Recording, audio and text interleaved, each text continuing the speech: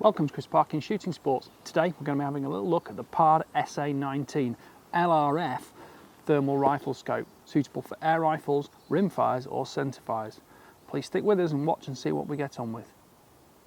The rubber bellows on the back here protects your eye from recoil, and twisting the whole eyepiece gives you a sharp focus on the screen. This allows fantastic access to all the menu structure, controllable through the 4 top buttons here, and in use gives you immediate access to things like remaining battery charge, etc. I found the eyepiece lens was well ground and wasn't too critical with a pinpoint focal region. It was able to still maintain image quality if your head moved around a little bit behind the scope, and of course on something like this you don't get parallax issues once focused. The laser rangefinder mounted here is controlled with the opposing buttons to ping for distance. You can leave it in scan mode to give you a consistent readout, or just use it for one ping only to check range to a specific target. You can either use a standard spanner or socket to tension the mounting screws onto a Picatinny or Weaver mount. But these holes in the mount do allow you to put an Allen key in and use that for leverage. They don't need to be super tight, about 3 Newton meters, perhaps 4.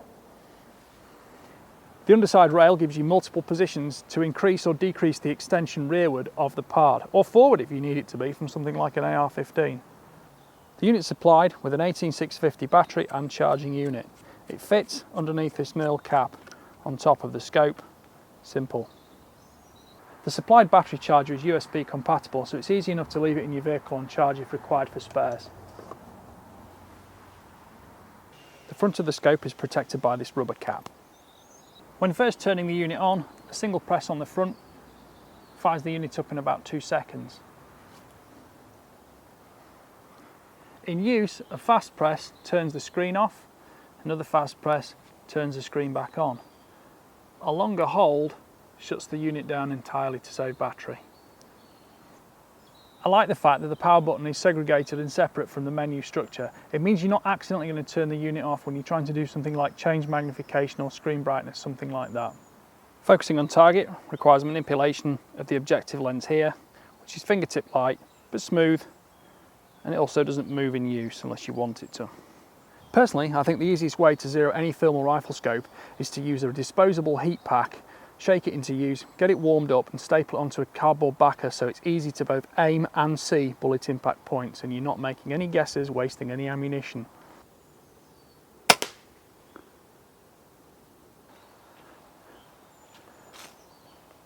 That was certainly a lucky first strike actually. I'm quite pleased with that one. I would always recommend putting a heat pack on laterally like that. If you put it on diagonally and happen to hit the very bottom corner, all the powder inside will drain out immediately. Whereas laterally like this, you have got a bit of a second chance that it won't all drop centrally straight out the bottom of the heat pack. Like any night vision or thermal imaging unit, it takes a little while to get used to the menus and controls, but at least the buttons on here are tactile and easily applicable to all 4 fingers. The menu button, held down, enters, as you might expect, the full menu, and you then have positive and negative keys to adjust the structure inside it for zeroing the rifle, choosing the reticle and choosing the reticle colour, as well as many other functions. I'm now adjusting the X-axis, which is the lateral left to right windage. I can keep the rifle aimed where it was with a secondary crosshair, and I can move the original crosshair to the impact point of the bullet or pellet. Press the menu button again and do exactly the same thing for the Y-axis, which was correct. A third press takes me into reticle style. I can scroll through 5 options.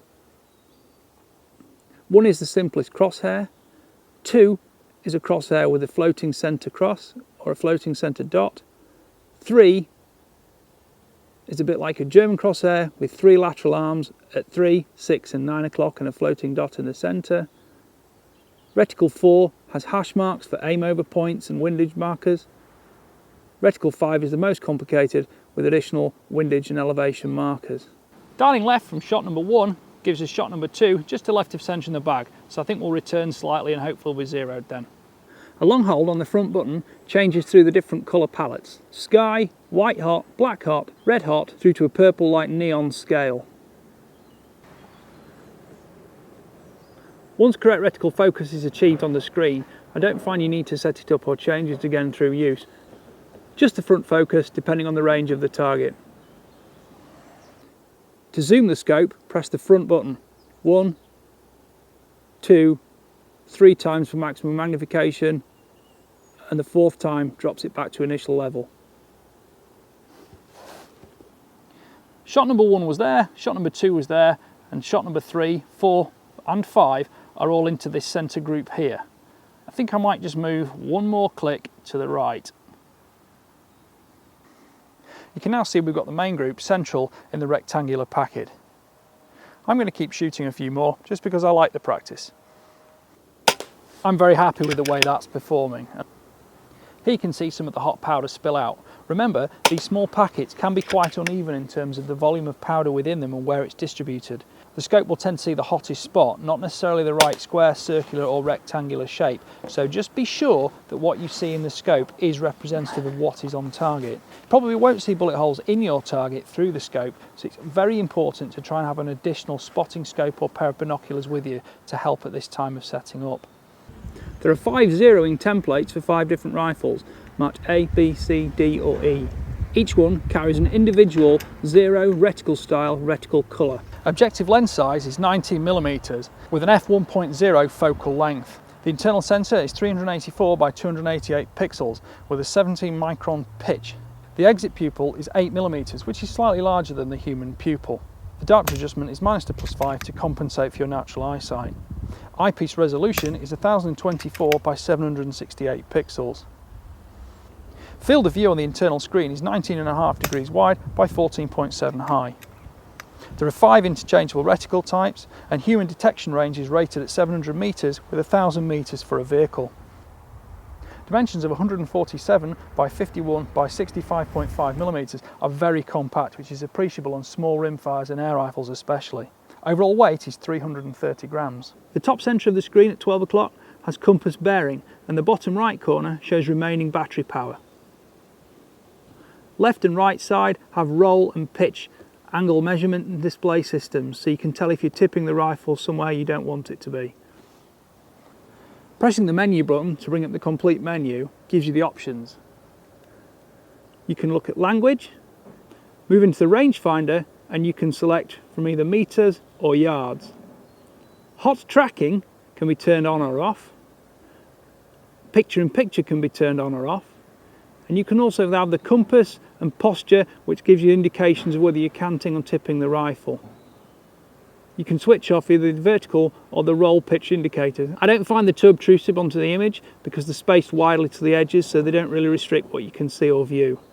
Contrast and brightness can both be changed, and there are also various image modes which allows you to change through the different colour palettes. Sharpness alters the picture to your personal preference. Blind pixel compensation allows you to compensate for any hot spots on the lens, and using this will reset it back to give you a clear plane of reference.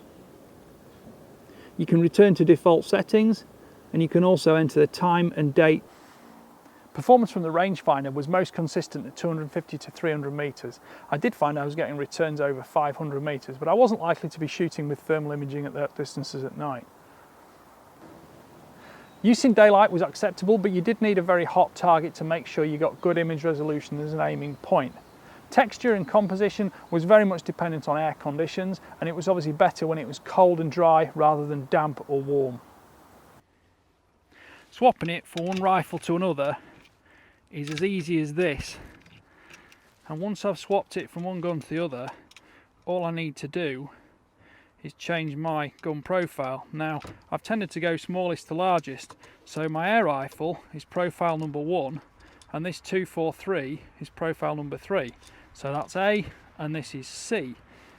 So once I've just done this, which is set at 3 Newton meters, that is swapped. I'll turn it on, it'll take me about 30 seconds to change it on the menu, and I'm ready to go with a 243. The part is a shutterless design, so it compensates for any kind of screen discrepancies automatically without having the actual noise of a shutter opening and closing. The display gives fast, smooth resolution, and you don't have any kind of latency when animals move. The outer body and extension rail is 6061 grade aluminium alloy for durable long-term performance. A waterproof IP67 rating is in place. Magnification is 1.5 to 4.5 times. Eye relief of 45mm is fairly consistent, and it allows use on rifles up to about 243 in terms of recoil. Well, I hope you've enjoyed watching that review of the PARD SA19 thermal imaging rifle scope. I've used this on rimfire, air rifle and centrefire. I like it the most on the airgun because I get to shoot loads of rats using this. It's fantastic because with a thermal imager you don't have the problems of light reflection like you do with a night vision scope. And it's not too expensive, this, for use with a serious air rifle like this for long-term pest control usage in important circumstances. Use on the rimfire allowed me to shoot rabbits out 75 to 100 metres. Sometimes on the 17 HMR I was shooting out to 150 metres accurately on rabbits.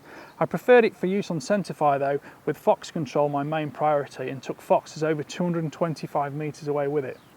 It would be nice if it took video or stills, but it doesn't detract from the hunting experience. The best part about it is with 50 Hz refresh rate, you don't get any problems with latency or quarry moving in a staccato fashion when you're actually hunting. I had no problem with mounting the scope on several rifles. The Picatinny system is very versatile and that's exactly what it's designed to do. The rifle had 5 different zeroing options and I saved 3 of those to 3 different rifles and found return to zero was within 2 centimetres at 100 metres each time using my torque wrench and the Picatinny mounting facility. At no time did changing batteries or anything like that lose zero. So I was very pleased with the PARD and felt confident and comfortable using it without wasting too much ammunition having to check or recheck zero every time I swapped it from one rifle to the next or back again. Well, I hope you've enjoyed watching that video. Please like, please subscribe and please comment, because your comments in the box below are what make us make more videos for you. And don't forget to click the notification bell. Thanks for watching. Bye for now.